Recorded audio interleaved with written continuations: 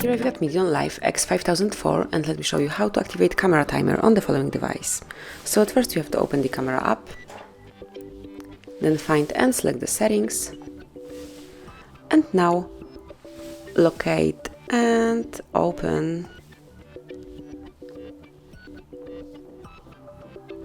countdown timer right here. So smoothly click on it, and now you can pick whichever possibility you would like to apply. So it can be 1 to 3 seconds delay, 10 seconds, 15 seconds delay, or even 1 minute. I will pick 3 seconds, and as you can see now, the picture will be taken with 3 seconds delay.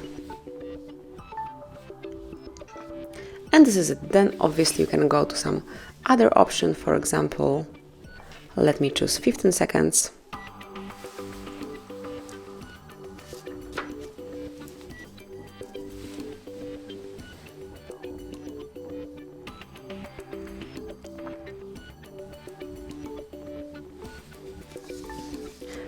And that's it. As you can see, this is how timer works. If you will switch it off,